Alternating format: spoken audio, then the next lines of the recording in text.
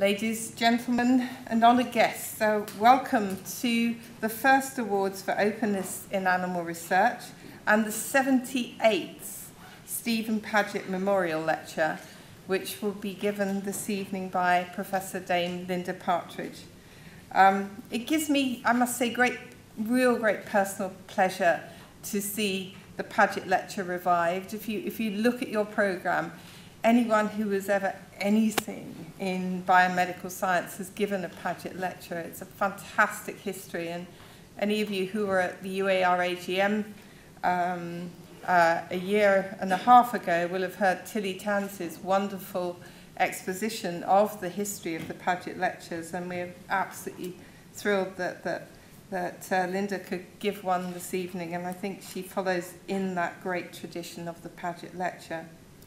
It's also, of course, a great pleasure to welcome you to an event that celebrates openness in an area where, until recently, and I think everyone in this audience can remember, people kept their heads down and only a brave few stood up to champion research.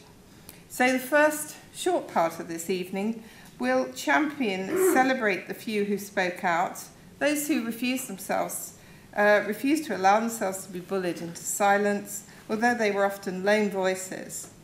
And their courage has brought us to where we are today, and that really is something worth celebrating.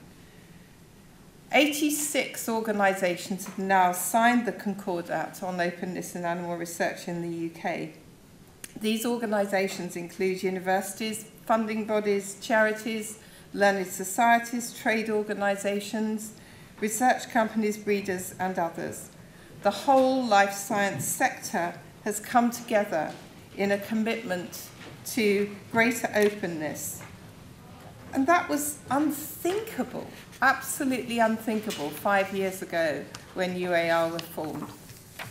So this evening is a celebration of this partnership and all the opportunities that it brings us. I'd like to thank you all for making the Concordat a success and building greater openness in animal research.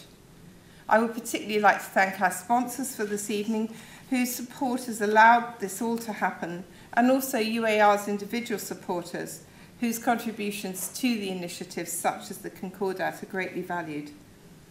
I'd like to encourage all of you who've not already done so to sign up as individual supporters of UAR. You can find details of how to do this in your programme, and you can even sign up tonight. We'll be very willing to sign you up.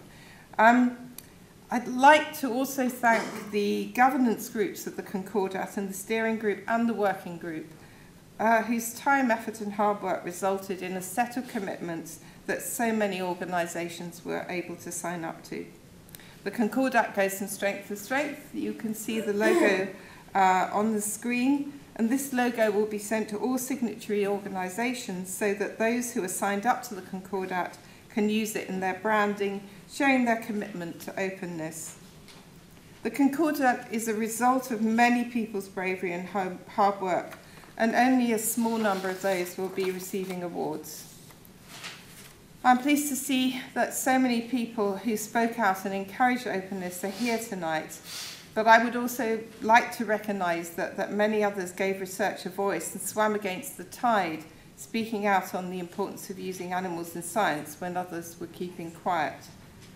So the first of the Openness Awards this evening will be presented by Fiona Fox, who has helped us so greatly in this whole area. And Fiona is Chief Executive, as I'm sure you all know, of the Science Media Centre, and is absolutely passionate about ensuring greater openness in animal research. She's well known amongst all of us and journalists for her energy and drive, and she's one of the individuals whose idea of this formal commitment around openness led to the establishment of the Concordat. So please join me in welcoming Fiona to present the first award.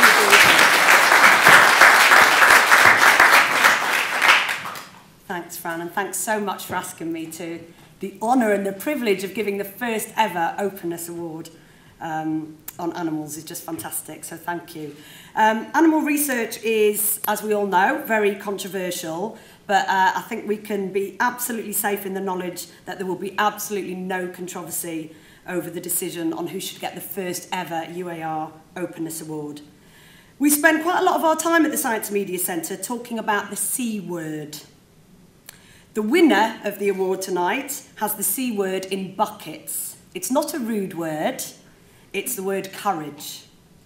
Much as I love the Concordat and the openness agenda, and I really do, I don't think you necessarily need that much of the C word to be open in 2014.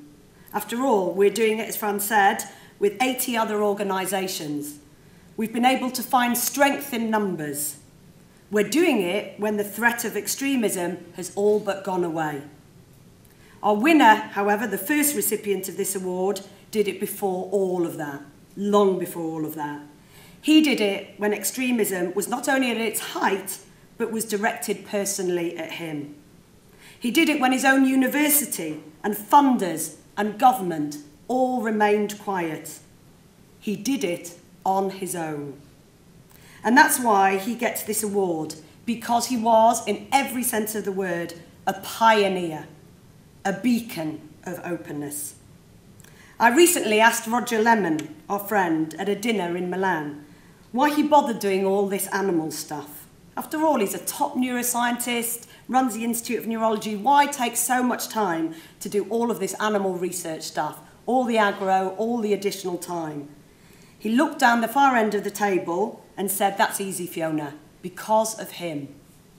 It was something John Stein had said to me 7 or 8 years earlier when he phoned up and said, "I want to come out on animal research. I've discussed it with my wife, I've discussed it with my family, I want to start speaking out." When I asked him why, he said, "It's because of him." I finished with one of my favourite stories about our winner, who of course is becoming ever more obvious. When he found out that a civil servant had stepped in to prevent him getting an honour because of his support for vivisection, what did he do? He did what we would all do, surely. He went on the Today programme, threatened to resign there and then, that day, unless someone in government came out publicly on the Today programme and on the media that day to confirm that the government actually supports the use of animals in research. By the end of the programme, that is exactly what had happened. And all day that day, in an extraordinary and unprecedented display, the government was forced by our first winner to say, yes, we do, in fact, support the use of animals in medical research. One of the funny things about that morning was I couldn't wait to get the number of Caroline Davidge, who was his head of media then at the MRC. I ranted down the phone, "Genius, Caroline, brilliant, inspired, what a media strategy. I shall talk about this for years to come. Your media strategy forced the government to come out finally and stress their openness." There was a long pause on the line. Actually, Fiona, I had absolutely no idea. As all of this individual's press officers know, they often don't know what he's going to do next. So it is my privilege and really, really genuinely an honour to give the first ever UAR Openness Awards to the pioneer of openness, a man with the C word in buckets, Colin Blakemore.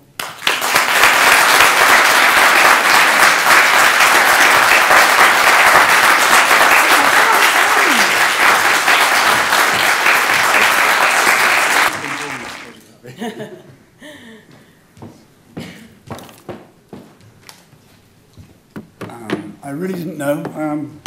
I was a little surprised when Fiona called me at 5:30, asked me where I was and had I remembered that I was supposed to come to this. But then, you know, Fiona is generally the master of the, I'm avoiding the word mistress, the master of the universe. So I thought, okay, this is just part of her job to organise absolutely everything. I thought this award was supposed to be for young people. I'd love to think that you've made a mistake in the definition of young, but I'm extremely grateful. I think that understanding animal research is in some ways an organisation, although it's already achieved great things, not least the Concordat, whose time is still to come. I mean, there were many who said after the defeat of extremism, because I think that's what one has to call it, that it was time to pack up shop. The battle had been won, but there are, you know, GCSE students, new sixth formers, new young people who are finding their own moral position.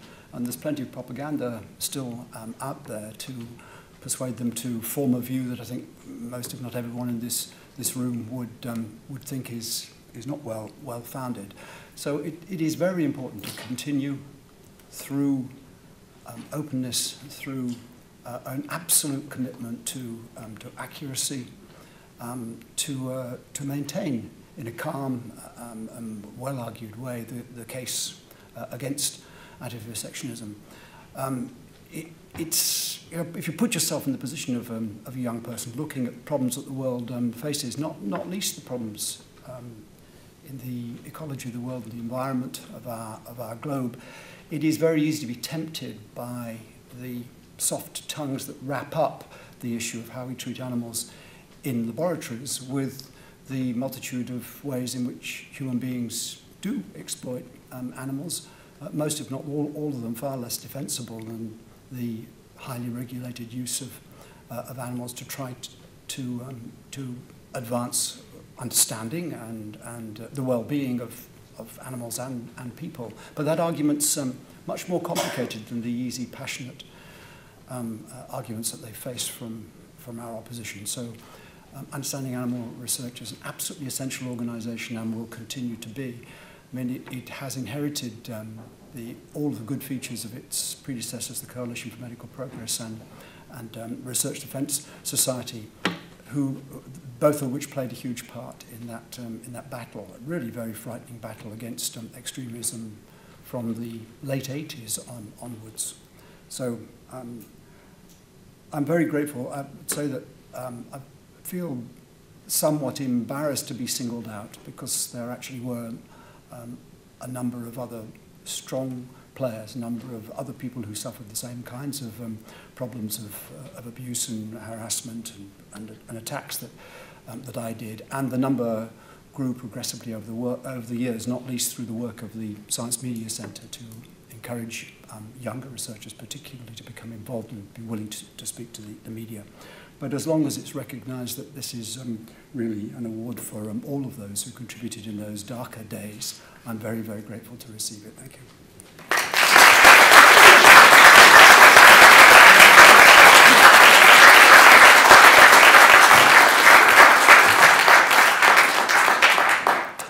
Thank you, Colin. And now I'll call on Dr. Dom Spina from the British Pharmacological Society, our major sponsor this evening, who's going to present the second award. Yes, I'd like to echo what Fran said earlier, that tonight we're here to recognise and celebrate the achievements of organisations and individuals in our sector promoting openness and awareness in animal research. And it's allowed societies like the British Pharmacological Society to promote openness in several ways, to become more involved. For example, there's an intention to change the way the British Pharmacology Journal will publish animal research and give improvements in the reporting of the use of animals in research, which I think is a good thing. And it's also allow the society to encourage the membership to more widely speak out in favour of animal research. And in one particular example, they've recently held a Science Media Centre media briefing on the role of animal models in psychiatry. So this is just a small example of where the society is heading. And as I said, additionally, the BPS is encouraging outreach. It provides funding for teaching young scientists in vivo training, and within this there's an element of sort of media work. So I'm therefore delighted that on behalf of BPS, who, as Fran said, is co-sponsoring tonight's event, to present an award to the Medical Research Council in recognition of their outstanding and continuing role in promoting openness and awareness of animal research. They've led the way, and they were the first to invite journalists into their facilities. They're proactive. They'll certainly engage media sessions and journalistic sessions head-on. Apparently they've never turned down an opportunity to get involved in media engagement. They've hosted the first radio broadcast from an animal facility. Whilst on air, animals were being humanely killed, with journalists present. And they also publish FOI requests and their response to those requests. So I think you'll agree that they're well deserving of this award. And so I'd like to call upon Francis Rawle, Head of Policy, to collect this award on behalf of the MRC. Francis.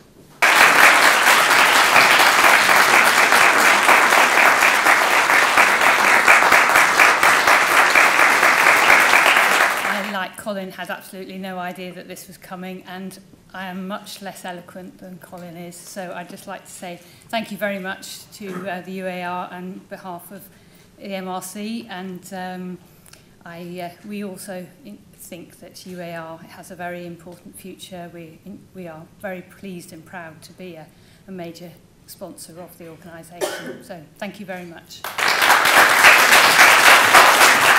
We're really pleased that Bernadette Kelly is come in his place. She is Director General of Business and Local Growth at BIS. So I think she's really, really good to have you here, Bernadette. So, firstly, my apologies that you have me rather than the Minister George Freeman standing before you this evening. I'm sure those of you who know George would know that he did very much want to be here to recognise this event, but unfortunately was detained by parliamentary business.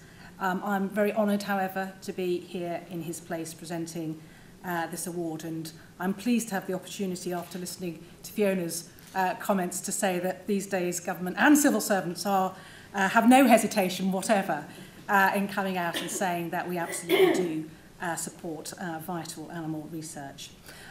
This third award for openness this evening goes to someone who has led a company that is at a cornerstone of the UK life sciences sector.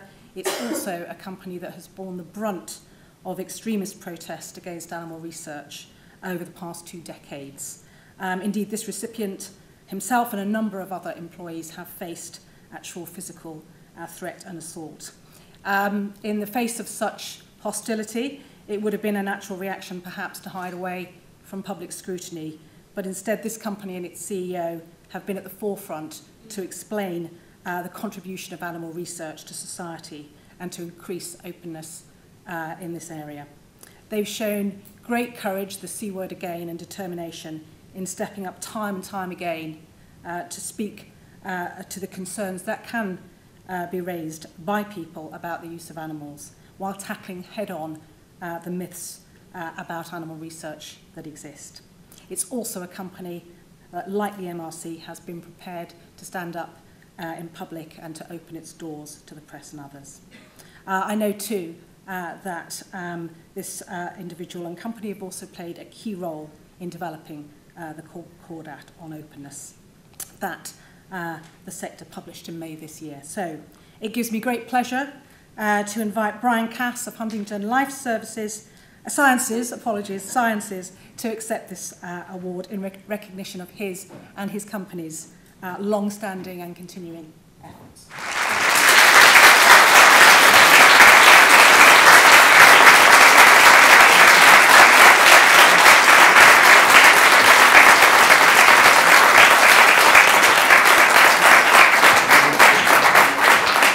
I think there's a theme here. No one knew this was happening. And don't ever ask me again to follow Colin Blakemore, please. In the words that Fiona used, she referenced several people who had the courage to stand up because they'd seen and listened and heard what was happening to Colin and the way that he handled that situation. And he was certainly an absolute inspiration to me, probably 25 years ago now. So I certainly was delighted that Colin received that award. This is fantastic. It's incredible. And it's for all of the employees of Huntingdon Life Sciences, because in many senses it's easy to be the leader and say we're going to do this, and then you hope that 1,200 people follow behind you, or in some cases actually get in front of you. And that's what I've had the privilege of leading, that group of people. When we said we were going to be open and we would allow newspaper reporters, the radio, TV, documentary makers from all around the world to come into our laboratories, I exposed our people to the media. And not on any occasion did they ever flinch from that. So this is for all the employees of Huntingdon Life Sciences. Thank you so much. Thank you so much.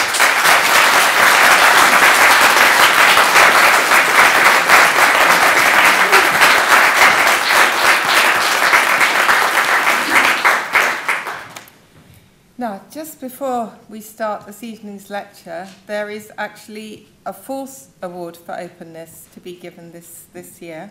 And this award is given to somebody who could not be nominated for the award because she was organising the awards.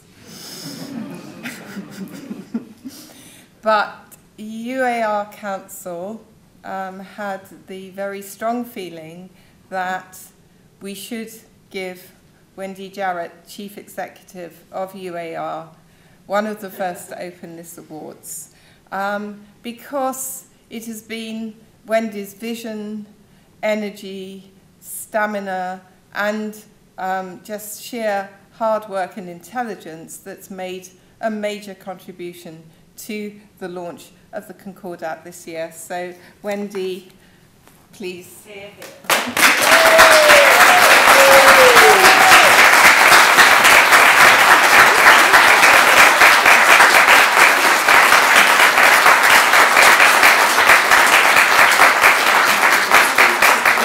Drop it. Gosh, that's heavy. Well, I really didn't know that was happening.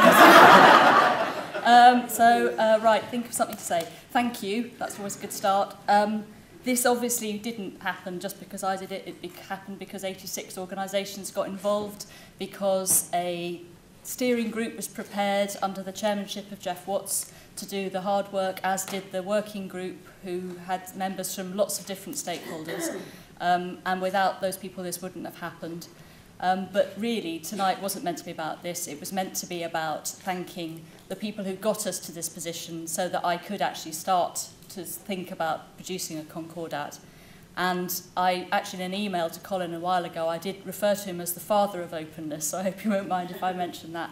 But when I started working 10 years ago now with CMP, Coalition for Medical Progress, trying to get the media to cover animal research in a more responsible way, it was Colin, it was HLS, and it was the MRC that helped in those days. And so that's why I'm so very grateful and pleased to see them get these awards tonight.